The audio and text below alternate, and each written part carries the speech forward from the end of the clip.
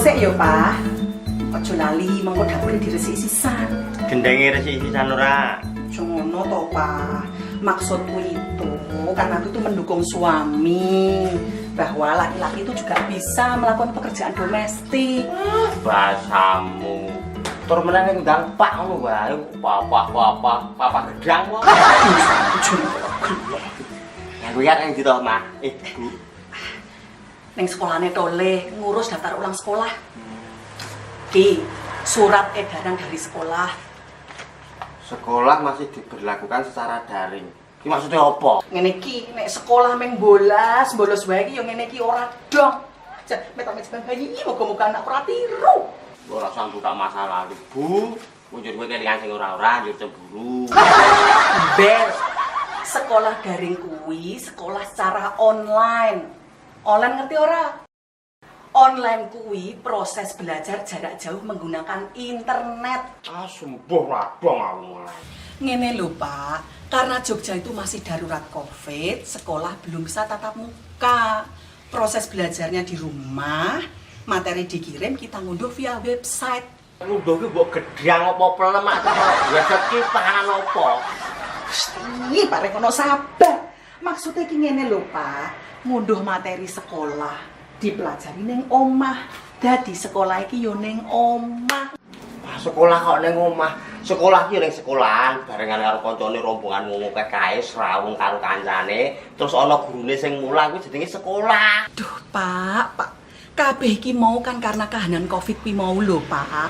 Salah satu carane bendang rampung, ya kabeh iki kudu disiplin.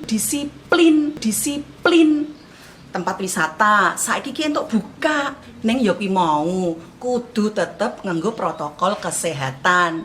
Carane cuci tangan, pakai masker. Ah, siji meneh aja lali, ora entuk kontak fisik. Wes aku pamit ya, Pak. Ya, hati-hati. Ya. Apa meneh, Bu? Pak makin sensitif. Nanti ta. Sanggup, Pak.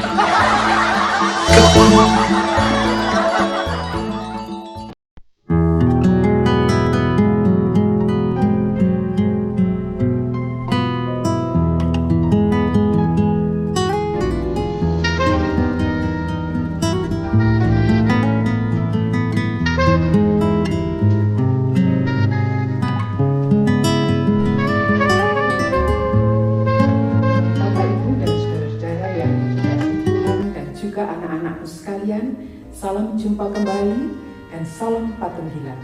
Pada bulan ini, Lembaga Alkitab Indonesia mencanangkannya sebagai bulan Kitab Suci.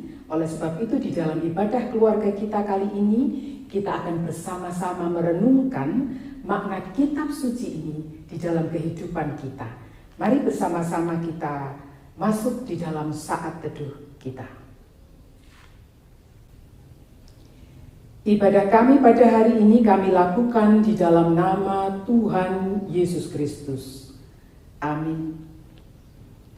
Saudara-saudaraku yang dikasihi Tuhan, mari bersama-sama kita menyanyikan pujian dari Kidung Jemaat 427. Kita pujikan baitnya yang pertama dan ketiga, Ku suka menuturkan.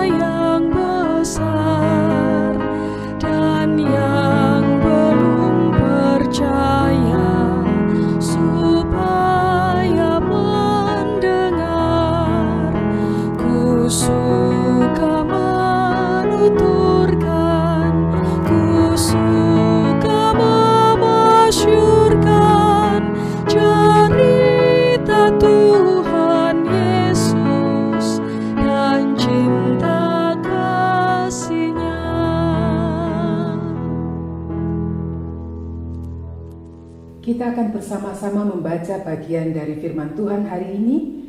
Tetapi sebelum itu mari kita bersama-sama terlebih dahulu memohon pimpinan Roh Kudus. Kita berdoa. Bapa di sorga, di dalam Kristus Yesus Tuhan, kami menghadap kembali kepadamu. Di dalam ibadah keluarga kami kali ini ya Tuhan, kami kembali rindu untuk mendengarkan sapaan firman-Mu. Berfirmanlah ya Tuhan, kami semua siap mendengarkan. Kami memohon pertolongan Roh Kudus untuk menuntun kami, memberikan kami hikmat, pengetahuan, dan pencerahan. Amin. Bacaan kita pada hari ini terambil dari Perjanjian Lama, Kitab Keluaran pasal 13 ayat 1 sampai yang ke-10. Bagi kita semua, saya akan mewakili membacakannya. Berfirmanlah Tuhan kepada Musa, "Kuduskanlah bagiku semua anak sulung, semua yang lahir terdahulu dari kandungan pada orang Israel, baik pada manusia maupun pada hewan. Akulah yang empunya mereka."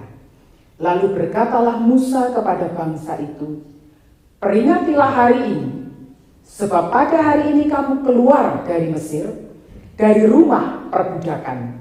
Karena dengan kekuatan tangannya, Tuhan telah membawa kamu keluar dari sana. Sebab itu tidak boleh dimakan sesuatu pun yang beragi. Hari ini kamu keluar dalam bulan Abib, apabila Tuhan telah membawa engkau ke negeri orang Kanaan, orang Het, orang Amori, orang Hemi, dan orang Yebus, negeri yang telah dijanjikannya dengan sumpah kepada nenek moyangmu untuk memberikannya kepadamu, suatu negeri yang berlimpah-limpah susu dan madunya. Maka engkau harus melakukan ibadah ini dalam bulan ini juga. Makanlah roti yang tidak beragi 7 hari lamanya, dan pada hari yang ke-7 akan diadakan hari raya bagi Tuhan. Roti yang tidak beragi haruslah dimakan selama 7 hari itu. Sesuatu pun yang beragi tidak boleh dilihat padamu, bahkan ragi tidak boleh dilihat padamu di seluruh daerahmu. Pada hari itu harus kau beritahukan kepada anakmu laki-laki, ibadah ini adalah karena mengingat apa yang dibuat Tuhan kepadaku pada waktu aku keluar dari Mesir. Hal itu bagimu harus menjadi tanda pada tanganmu dan menjadi peringatan di dahimu, supaya hukum Tuhan ada di bibirmu. Sebab dengan tangan yang kuat, Tuhan telah membawa engkau keluar dari Mesir. Haruslah kau pegang ketetapan ini pada waktunya yang sudah ditentukan dari tahun ke tahun. Berbahagialah kita semua yang mau membaca, merenungkan, dan terlebih lagi melakukan firman Tuhan dalam hidup sehari-hari. Amin.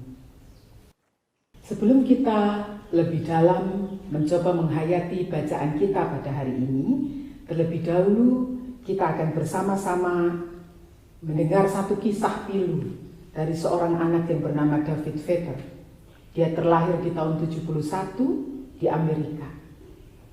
Bapak Ibu Saudara yang dikasihi Tuhan, David Vetter ini terlahir sebetulnya baik, manis, dan lucu, tetapi sungguh disayangkan dia mengidap satu penyakit langka yang disebut severe combined immune deficiency atau kekurangan kekebalan tubuh. Kabarnya penyakit ini hanya bisa sembuh jika menerima transplantasi sumsum tulang belakang.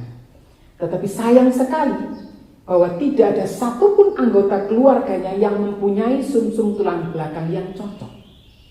Oleh sebab itu, rumah sakit anak ternama di Texas akhirnya mengambil satu tindakan untuk mempertahankan hidup David Vetter, yaitu dengan jalan membungkus bayi ini dalam sebuah gelembung steril atau balon steril. Jadi selama hidupnya, anak ini harus tinggal di dalam balon steril itu. David ini betul-betul harus terlindung dari udara biasa. Dia tidak bisa bersentuhan langsung dengan udara biasa, sebab tubuhnya sangat rentan terhadap bakteri dan virus yang membahayakan. Dan tindakan rumah sakit ini Bapak Ibu sebuah tindakan yang luar biasa, sebab selanjutnya David Vetter dapat tumbuh besar, tumbuh normal, meskipun di dalam bola udara. Dia bahkan bisa sekolah, dia bahkan bisa bermain di halaman rumah, tetapi tetap di dalam balon sterilnya. Suatu ketika Bapak Ibu Saudara, ketika dia berusia 12 tahun, dia bermain di halaman rumput di belakang rumahnya, dan ketika dia asik bermain, ibunya menemani, kemudian terlintas di benaknya untuk ingin keluar sebentar saja. Kemudian dia minta izin kepada ibunya, "Bu, bolehkah aku sekali saja mengeluarkan kakiku satu saja untuk menginjakkan rumput itu?" Dia begitu ingin merasakan bagaimana rumput itu bisa diinjak langsung dengan kakinya tanpa harus dengan alas apapun. Sang ibu sangat terkejut dengan permintaan ini. Kemudian dengan menitikkan air mata, ibu berkata, "Sekali ini saja ya nak, tidak lagi boleh untuk selanjutnya." Ibunya meluluskan permintaan David, dan apa yang terjadi Bapak Ibu Saudara, hari itu tidak apa-apa. Tetapi seminggu kemudian David Vetter mengalami demam. Orang tuanya membawa ke rumah sakit, lalu dokter menyatakan David menderita limfoma, yaitu sebuah kanker kelenjar getah bening, karena tubuhnya tidak mampu menangkal virus ganas yang masuk. Hanya keluar satu bagian alat tubuhnya saja, anggota tubuhnya saja. Tetapi itu berakibat fatal bagi kehidupan David Vetter. Dan pada akhirnya, setahun kemudian di usia 13 tahun, David Vetter dipanggil Tuhan. Dia meninggal pada usia 13 tahun. Saudara-saudaraku yang dikasihi Tuhan, kisah sedih ini hanyalah sebuah gambaran. Gambaran bahwa di dalam kehidupan kita sehari-hari, kita selalu mempunyai syarat hidup. David Vetter bisa hidup jika dia tetap tinggal di dalam balon udara atau balon sterilnya. Begitupun juga kisah di dalam bacaan kita. Kisah bacaan kita ini adalah tentang roti tak beragi, hari raya roti tak beragi. Hal unik Bapak Ibu Saudara yang dikasihi Tuhan, ketika keluar dari tanah Mesir, bangsa Israel diperintahkan oleh Allah untuk makan roti yang tidak beragi. Mengapa Allah memerintahkan hal demikian? Apakah karena keberangkatan itu harus dilakukan dengan sangat terburu-buru sehingga bangsa itu harus makan roti yang belum sempat mengembang? Ya, ada benarnya, sebab memang bangsa itu harus meninggalkan Mesir dengan sesegera mungkin, karena memang mereka diusir sebab dianggap sebagai penyebab datangnya berbagai tulah. Panjenengan semua bisa baca itu di Keluaran 12 ayat 39. Tapi bukan itu masalah yang terpenting. Allah menghendaki bangsa Israel memakan roti yang tidak beragi karena itu adalah simbol bahwa bangsa itu dikehendaki Allah untuk keluar menjadi sebuah bangsa yang murni. Di dalam Alkitab kita, ragi adalah simbol dari kedagingan, nafsu, dan dosa.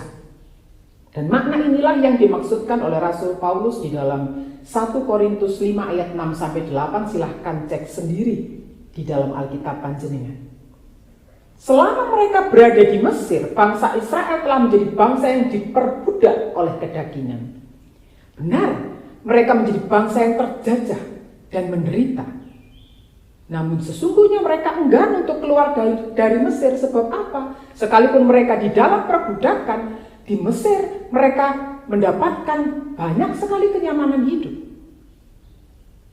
Itu sebabnya ketika mereka di perjalanan dipimpin oleh Musa di tengah padang gurun, mereka menggerutu. Sulit mendapatkan air, sulit mendapatkan daging, sulit mendapatkan roti, dan seterusnya. Bapak Ibu Saudara yang dikasihi Tuhan, saat ini menghendaki agar mereka melupakan hal-hal itu. Di dalam perjalanan keluar dari tanah Mesir menuju tanda perjanjian, Allah menghendaki umatnya melupakan ragi, melupakan pengaruh-pengaruh yang menipu, melupakan mereka hal-hal yang mempengaruhi hidup mereka, yang membuat mereka jatuh di dalam perbudakan. Allah menghendaki umat pilihannya menjadi murni kembali. Itulah inti dari Hari Raya Roti Tak Beragi. Nah, saudara-saudaraku yang dikasihi oleh Tuhan, kita cermati sekali lagi. David Vetter, syarat hidupnya tinggal di dalam balon steril.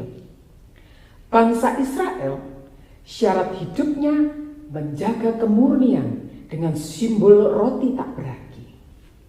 Lalu bagaimana dengan kita sekalian?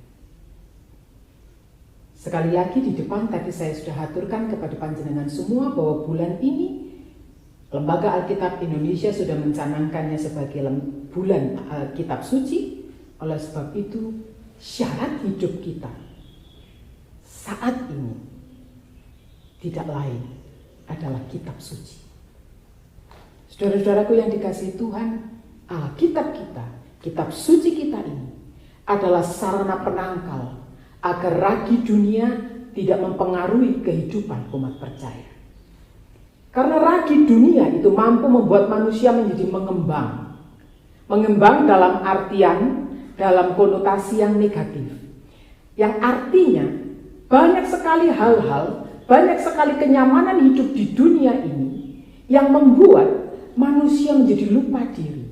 Yang membuat manusia memegahkan diri sendiri, merasa di atas segalanya. Marilah kita kembali kepada kitab suci kita. Alkitab adalah alat penjaga atau penuntun agar manusia mampu tetap menjadi murni, tetap dalam keberadaannya yang serupa dan segambar dengan Allah. Kita membutuhkan kitab suci untuk menuntun perjalanan hidup kita, keluarga kita, sama seperti David Vetter membutuhkan balon sterilnya, sama seperti umat Israel membutuhkan tanda, simbol melalui roti tak beragi. Semoga Tuhan memampukan kita semua untuk hidup tetap berada di dalam jalan Tuhan. Amin. Saat teduh bagi kita.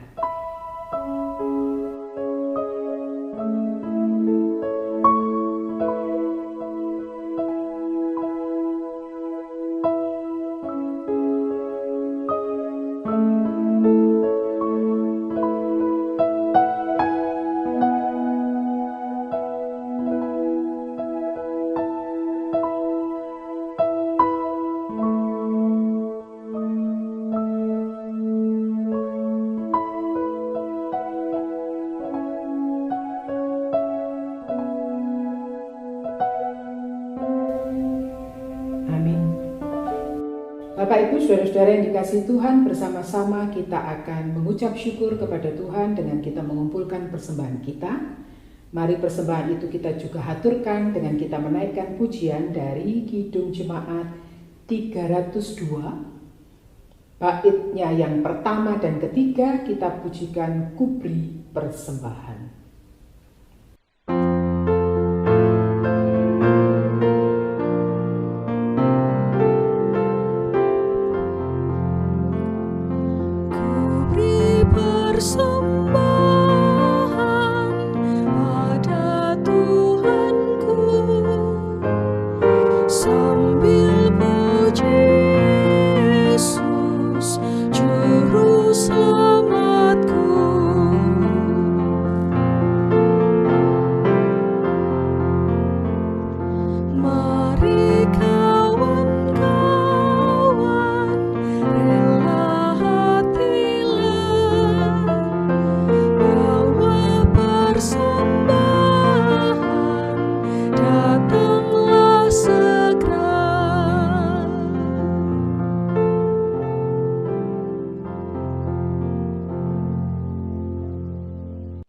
Mari bersama-sama kita Memasuki doa syafaat, kita haturkan segala permohonan kita. Kita berdoa. Bapa Sorgawi di dalam Kristus Yesus Tuhan kami, pada hari ini kembali kami datang menghadap kehadirat-Mu ya Tuhan. Kami sungguh bersyukur atas segala hal yang telah Engkau berikan kepada kami, terkhusus juga firman Tuhan hari ini yang mengingatkan kami untuk kami kembali mengandalkan kitab suci sebagai alat yang menuntun kami untuk tetap berada di dalam jalan Tuhan. Bapa di dalam sorga, pada saat ini bersama-sama kami sungguh memohon kemampuan dari Tuhan untuk bisa tetap menjadi umat yang setia, untuk tetap senantiasa mau memanfaatkan kitab suci kami sebagai pegangan hidup kami, untuk kami boleh lebih dekat bersama-sama dengan Tuhan menjalani kehidupan kami sehari-hari. Pada saat ini juga ya Tuhan, sebagai ungkapan syukur kami menghaturkan persembahan kami. Berkatilah persembahan yang kami kumpulkan pada hari ini, agar persembahan ini boleh bermanfaat bagi kehidupan berjemaat di gereja kami masing-masing. Kami mohon berkat-Mu agar kegiatan pelayanan di gereja kami di masa yang masih kami harus berhati-hati dan waspada ini boleh berjalan dengan baik, boleh berjalan dengan lancar, boleh melayani lebih banyak orang. Saat ini juga Tuhan, kami berdoa bagi saudara-saudara kami, para tenaga medis yang sudah banyak mengorbankan waktu tenaga hidupnya untuk menangani persoalan COVID-19. Kami juga berdoa untuk para pasien yang saat ini di seluruh dunia juga semakin bertambah banyak. Kami berdoa untuk setiap rumah sakit yang Tuhan percaya untuk merawat mereka. Tuhan, berkatilah saudara-saudara kami, berkatilah seluruh fasilitas, seluruh sarana yang ada untuk mengupayakan kebaikan, untuk mengupayakan agar penyakit ini tidak menjadi pengaruh yang besar bagi kami, tapi kami boleh menghadapinya dengan berhati-hati, dengan tetap waspada, tetapi juga dengan tetap percaya kepadamu bahwa Engkau akan memberikan jalan keluar bagi kami semua. Karena itu ya Tuhan, kuatkanlah bangsa dan negara kami, pimpinlah para pemimpin bangsa kami, supaya di dalam masa pandemi ini, saudara-saudara kami yang dipercaya untuk memimpin, saudara-saudara kami yang dipercaya untuk mengambil kebijakan, Tuhan karuniakan hikmat, Tuhan karuniakan kemampuan, supaya bisa bersama-sama mengatasi pandemi ini. Bapa di dalam sorga, kami juga berdoa untuk keluarga-keluarga kami masing-masing, untuk anak-anak kami yang saat ini masih berada di bangku sekolah, untuk mereka yang saat ini mempersiapkan diri untuk memasuki ujian-ujian. Tuhan berkatilah kami semua. Di dalam kehidupan kami tidak terlepas banyak sekali persoalan. Persoalan kami untuk bisa mendapatkan pekerjaan. Persoalan kami untuk bisa mendapatkan makanan yang cukup. Persoalan kami untuk bisa menyelesaikan pertentangan pertikaian satu dengan yang lain. Kami menghaturkan semuanya itu kepadamu ya Tuhan, dengan penuh percaya di dalam nama Tuhan Yesus Kristus yang sudah mengajar kami berdoa. Bapa kami yang di sorga, dikuduskanlah namamu, datanglah kerajaanmu, jadilah kehendak-Mu di bumi seperti di sorga.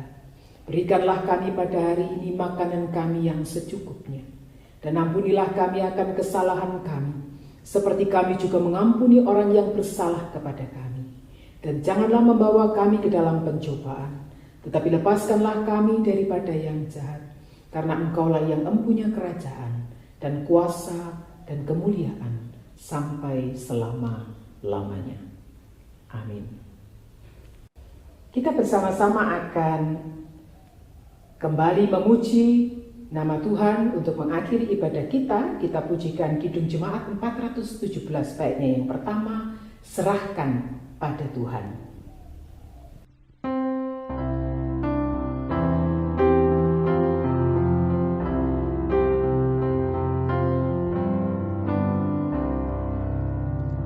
Serahkan pada Tuhan seluruh jalanmu, kuatirmu semua ditanggungnya penuh, sedangkan angin lalu dituntun tangannya, pun jalan di depanmu, Tuhan mengaturnya.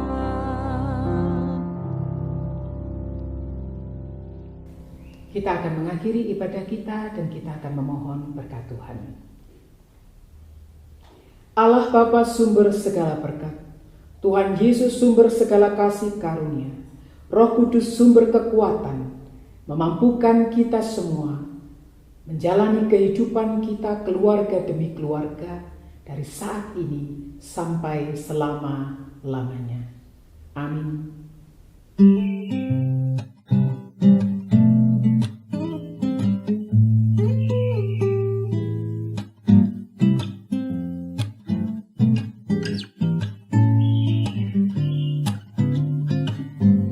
Andai ku lakukan segala kebaikan, namun tanpa kasih tiada arti. Andai ku lakukan segala kehebatan, namun tanpa cinta, bukan hamba. Cinta kasih yang sejati selalu peduli.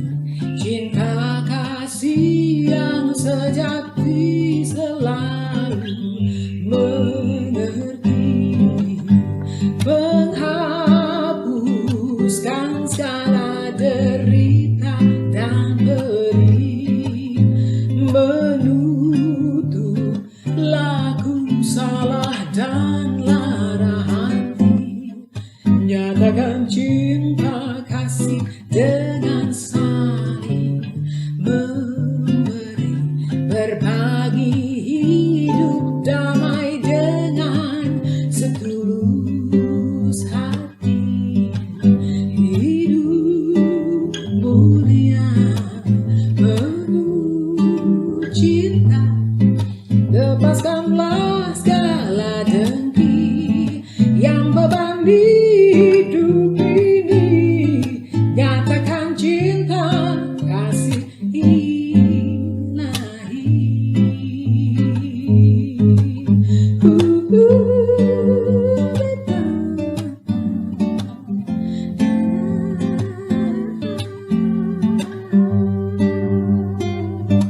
Andai ku dapatkan segala kehormatan, namun tanpa kasih tiada arti. Andai ku dapatkan segala kejayaan, namun tanpa cinta, ku kan hamba. Cinta kasih yang sejati selalu peduli. Cinta kasih yang sejati selalu mengerti, menghapuskan segala derita dan pedih, menutup laku salah dan lara hati, nyatakan cinta kasih dengan saling memberi, berbagi hidup damai dengan setulus hati, hidup mulia penuh cinta. Lepaskanlah di hidup ini, nyatakan cinta kasih ilahi. Demikian Tuhan kehendaki, nyatakan cinta kasih ilahi.